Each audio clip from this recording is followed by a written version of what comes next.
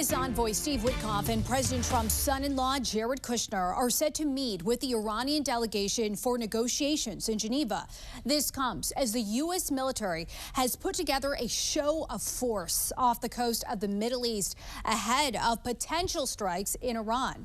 Let's go to Emma Withrow from the fact-check team. And the world was watching here, Emma. The last time the U.S. struck Iran, it was targeted. We were talking brief strikes. What are analysts expecting here? So different analysts have different perspectives, but Max Boot, who's a foreign policy analyst, he wrote a really interesting piece that was published by the Council on Foreign Relations, and he essentially argues the U.S. military is quietly signaling that a war with Iran could be a lot longer and a lot riskier than President Trump seems to think. He warns that Iran still has enough short-range and anti-ship missiles to hit U.S. bases and some of that Gulf oil infrastructure, which could spike global oil prices. Boot also stresses in this piece that a sustained campaign could quickly drain U.S. precision weapons, strain some already stretched forces, and pull some resources away from other global threats that are happening, all without really any guarantee that Iran would give in or that the U.S. would have a clear way out of this whole thing. And looking back, for many of us, when we think invasion of Middle East, Saddam Hussein comes to mind. Yeah. Which defining moments stand out to you?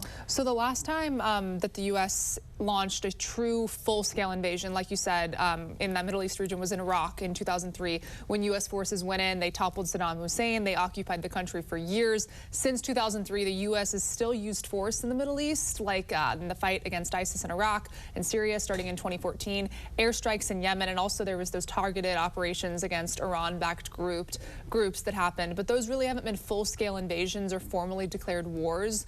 And just to put things into perspective here, to remind everyone, estimates from the Brown University's Cost of War say the Iraq War cost the U.S. more than $2 trillion, killed over 4,400 American troops, and wounded around 32,000. Also, it contributed to hundreds of thousands of Iraqi deaths. So devastating conflict. Obviously, no one wants to see something like that happen again. Emma, thank you. Very true. And for more on this fact-check team topic, including links to their sources, scan the QR code or visit thenationaldesk.com. President Trump's State of the Union address to Congress last night broke his own record for longest speech. He spoke for an hour and 47 minutes, yet only spent around 3 minutes speaking about Iran. Let's go to Emma Withrow from the fact-check team. And I know that you spent the day pouring into and delving into those 3 minutes, roughly. Yes. The U.S. military, we know, has the largest show of military firepower off the coast of the Middle East since, I believe, 2003. Tell us more about the President's comments last night. Sure. Put that in perspective for us. Yeah, absolutely. So President Trump basically said that Iran is still a serious threat, and he warned that they're trying to rebuild their nuclear program and missile capabilities. He also reminded people that the U.S. has already taken action against Iranian sites, but the job isn't finished, is what he said. And while Trump said he'd prefer a diplomatic deal, he made it clear that the U.S. would use force if Iran moves toward getting a nuclear weapon. Yeah, giving a warning last night. If we look at the worst-case scenarios, walk us through the potential players who could get brought in. So from my understanding, a war with Iran wouldn't just be the U.S. versus Iran. Israel would almost certainly be directly involved, and countries like the U.K. and some Gulf states could potentially help with bases, logistics, or defense support. Iran, in turn, though, would rely heavily on its regional allies and proxy groups. Those are like Hezbollah, we're talking about Hezbollah here, militias in Iraq and Syria, and also the Houthis, which could spread fighting across the Middle East in different areas. Russia and China most likely wouldn't fight directly, but they could back Iran politically or economically, meaning the conflict would likely become a pretty broad regional war with global ripple effects. Yeah, Emma, thank you. A little later on, Emma will be back to dig deeper into the potential scale of a war with Iran and what wars of this magnitude look like in years past. Thank you for joining us. I'm Jan Jeffcoat. It is Thursday, February 26th, and this morning the White House calling on the Iranian regime to make a deal with the U.S. before it's too late.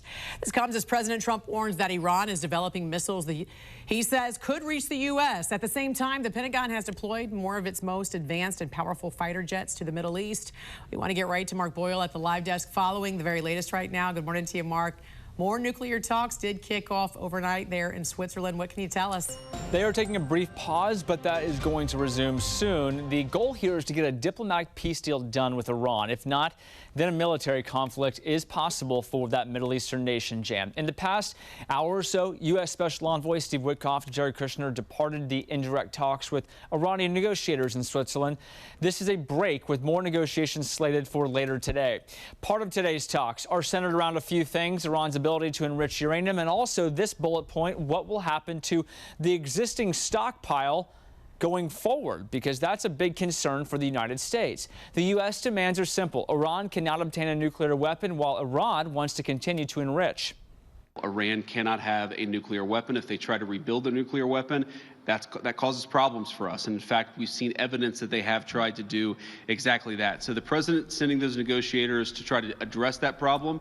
Now, apart from what's going on today, the White House also wants the deal to remain in effect indefinitely.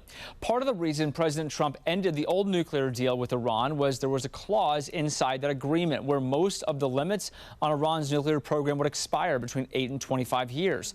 So ahead of today's talks, the U.S. put new sanctions on Iran, targeting ships that are accused of selling Iranian oil to help fund Iran's missile program. Updates on all of this as it breaks right here at the Live Desk.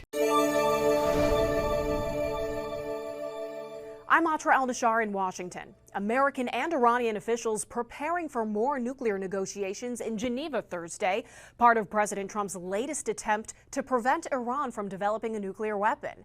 New comments by Trump and Iran's top diplomats show just how quickly a military conflict could break out.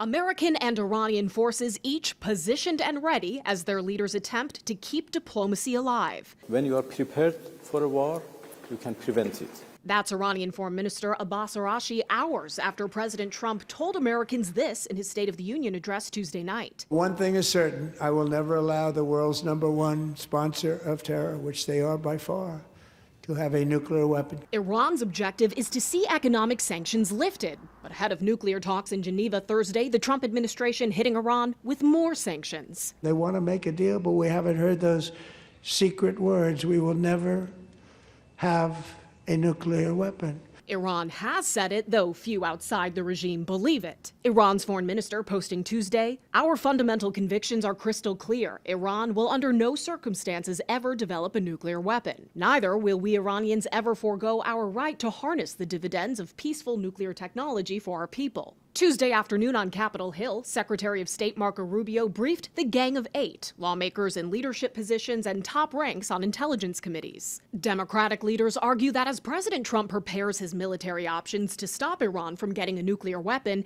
his statements about U.S. strikes on Iranian nuclear facilities last summer don't add up. Wait, what happened to Iran's nuclear program being completely and totally obliterated? Donald Trump's words, not our words. Clearly, he was lying to the American people, or he's lying right now. President Trump making this new claim about Iran. They're working to build missiles that will soon reach the United States of America. A spokesperson for Iran's foreign ministry responding with, "Professional liars are good at creating the illusion of truth." A sign the regime is preparing for possible war, Iran has been loading oil onto tankers at an unusually rapid pace, according to a Bloomberg analysis. The U.S., meanwhile, sending F-22 fighter jets to Israel. In Washington, I'm Atra El-Nashar.